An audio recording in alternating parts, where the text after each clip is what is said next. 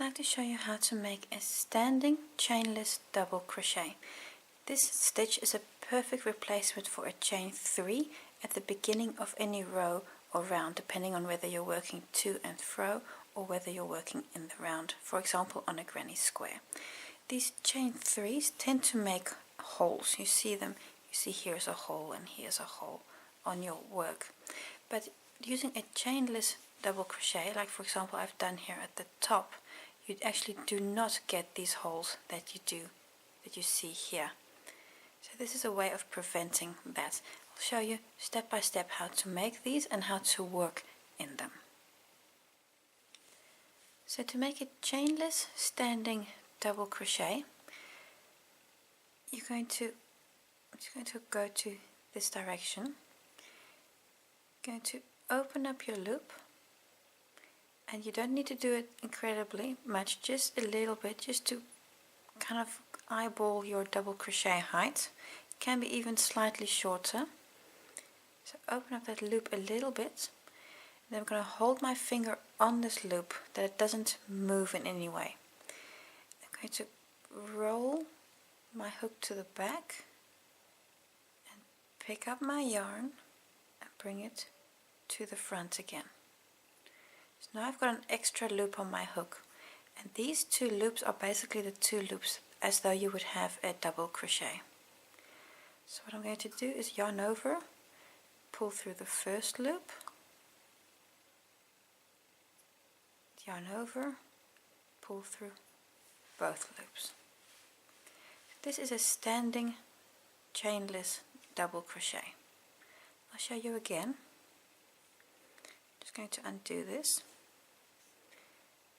If your work is like this, you're going to open up your hook your loop ever so slightly, so just bring your hook up a little bit, hold onto your loop on your hook, go back to your work, pick up your yarn, and bring it to the front of your work.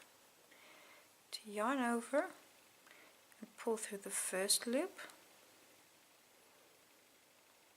and this can be a little tricky because you don't want to pull through both loops yet, and then again yarn over and pull through two loops. Now you've made a standing double crochet, and at this point you can continue to work as normally. So your next stitch you're going to work as normal, like so. You can continue until you're to the other side, and then I'll show you how to work this stitch if you were to work on the top of this stitch as though you were to work in a chain 3, but then how to do that with a standing chainless double crochet.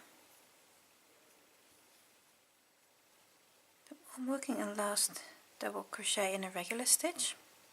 And now to the end of the row, and I want to work in this chainless standing double crochet I have here.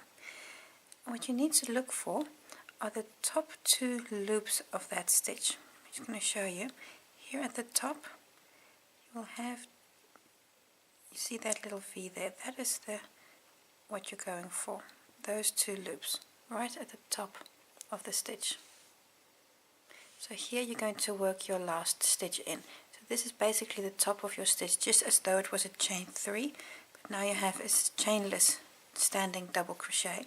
You basically treat this exactly the same way. Going to the top of the stitch and make sure you get both loops, and this can be a little tricky sometimes. See, I've only got the one loop and you want both of them. You might have to just help it a little bit, like so. So now I've got both loops on my hook, and then you can work your double crochet as normal.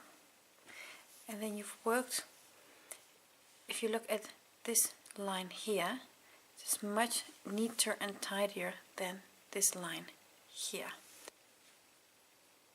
Show you once more, ever so slightly open up. I'm going to turn my work, go to the back to pick up your yarn, bring it to the front, yarn over through the first loop, yarn over through both loops, then continue to work as normal.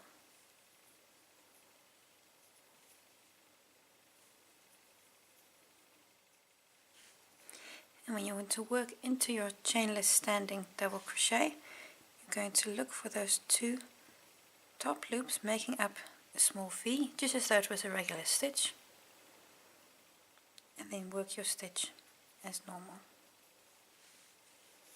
And this way you can get your edges much neater than if you were to use chain 3 spaces.